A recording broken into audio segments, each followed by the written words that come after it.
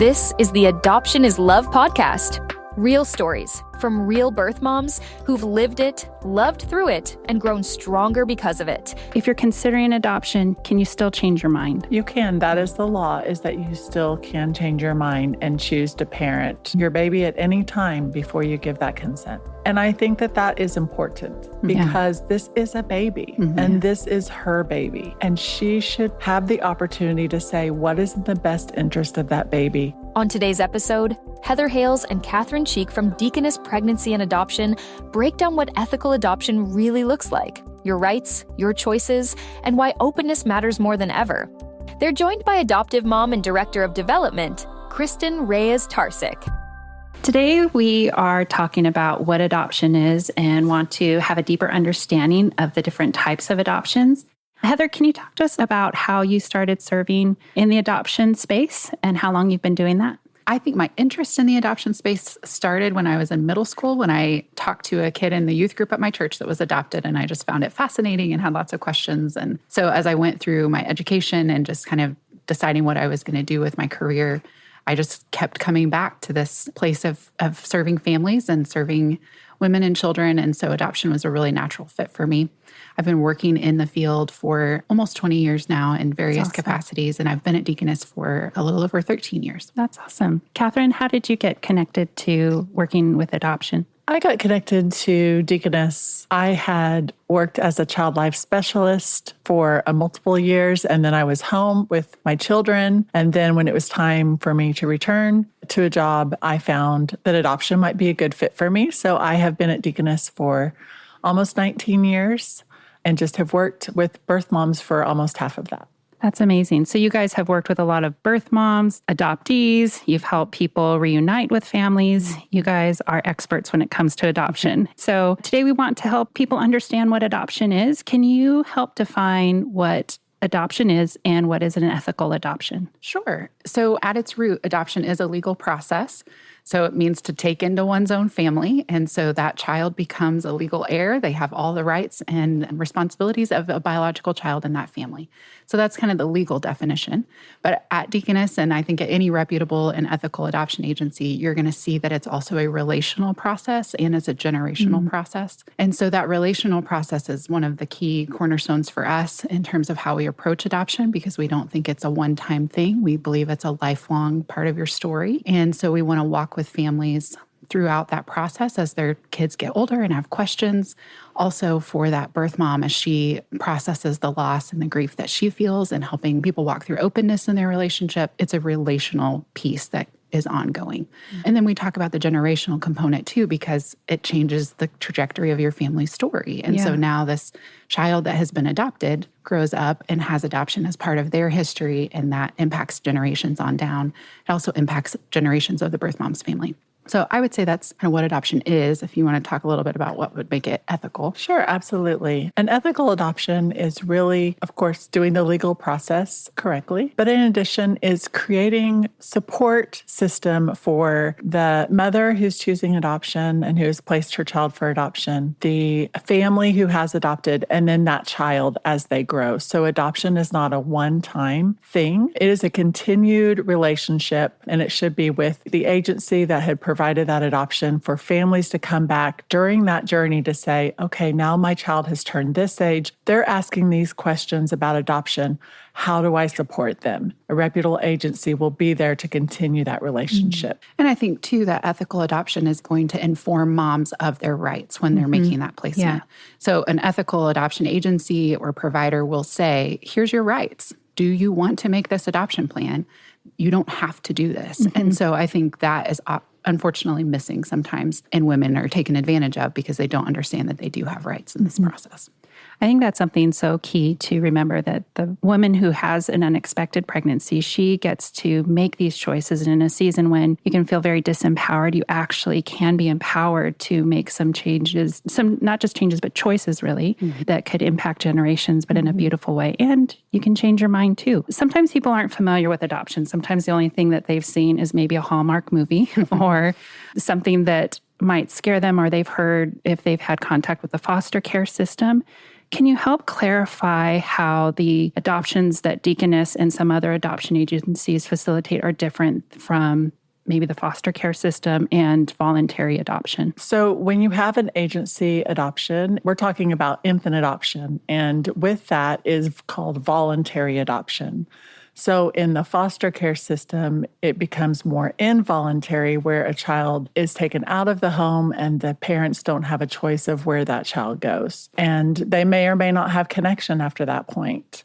In infant adoption, the mother is kind of in the driver's seat. So she's pregnant. She's making a choice for adoption.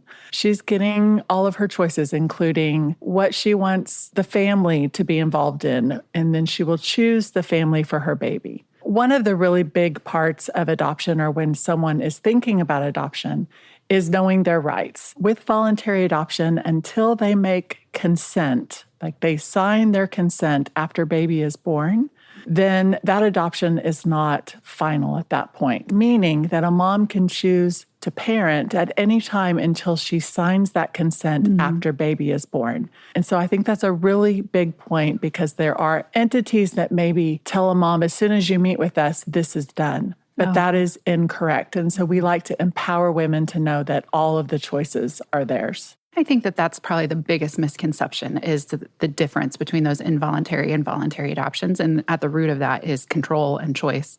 And when you're in a voluntary situation, even if you have previously had DHS interaction and your children have been removed, you still have the right to make a voluntary plan for the child that you're carrying. A reputable agency, Deaconess, anyone that you're working with will help you navigate that with the DHS system in your state when it comes time for that. But you have the right to place that child voluntarily if you would like to. I know adoption has changed throughout the years and even over the past decades. And one of the terms that we hear is a closed adoption and an open adoption, or levels of openness. Can you help explain to somebody what the differences are of maybe there's a misconception that not only once I meet with somebody, then I don't have any rights, but you do have rights, but you also have the right to have contact and to still have relationship. Can you unpack that for us? Absolutely. So a closed adoption is an adoption where there's not any information shared. That means first names aren't shared or any other information. And for our agency, that would be a birth parent's choice for that. So we do encourage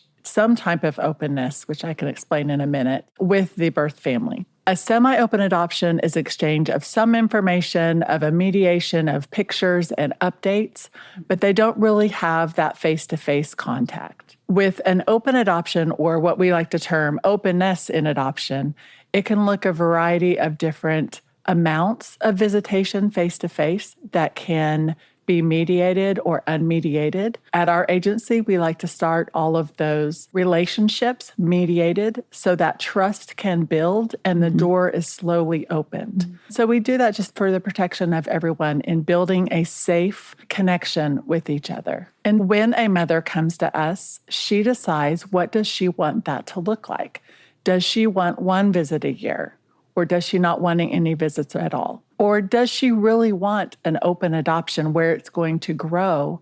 So maybe she wants 4 visits a year, which could be about average. And with that, then she is able to continue that connection with the child that she places. And then building, again, that trusting relationship as that child grows. In talking about different levels of openness, kind of going back in the process, as you were serving and working with women, and you had mentioned about consent, and different states have different laws as to when that consent moment happens. But if you're considering adoption, you've met with a family, you've made a plan. Can you still change your mind? You can. That is the law, is that you still can change your mind and choose to parent your baby at any time before you give that consent. And I think that that is important because this is a baby and this is her baby. And she should have the opportunity to say what is in the best interest of that baby at that moment. And that decision for consent cannot be made until after your baby is born. And so you're not making a decision in the abstract. If you wanted it, you have seen and heard your baby cry and you've gotten to hold your baby before you ever have to sign anything that's final and make that kind of decision. And we encourage women to take that time. There should not be any pressure for a mom to sign her consent. In some states, you can sign in front of a notary 12 hours after you give birth. In other states, you have to go physically in front of a judge after you give birth a couple weeks later. And so that decision time is different based on your state laws, but there should never be any pressure for you to sign that until you're ready. I think that's really important for women to know, because you need to know when you're reaching out to Deaconess that there's no obligation. That first phone call you make, you are just getting information, and we may guide you in making a plan. But at the end of the day, the choice is yours. Absolutely. You can show up at that court hearing and say, I don't want to do this. You can have the papers in front of you, in front of a notary, and say, I don't want to do this.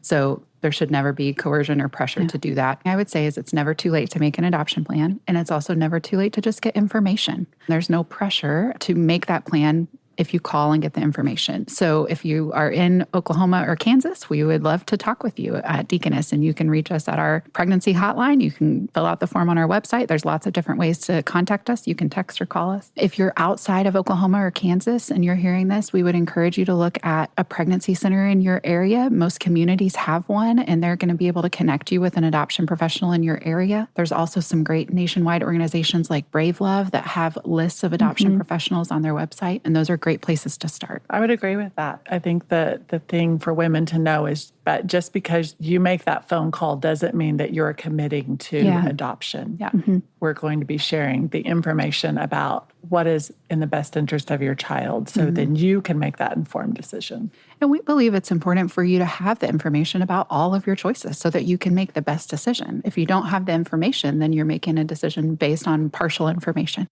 Well, thank you guys so much for your wisdom and your advice. And if you are interested in learning more about adoption, go to adoptionis.love, or you can visit Deaconess Pregnancy and Adoption's website. Thanks for listening to the Adoption is Love podcast, brought to you by Deaconess Pregnancy and Adoption. Life can be full of surprises, and we understand the unexpected. If you want to learn more about your options, visit adoptionis.love.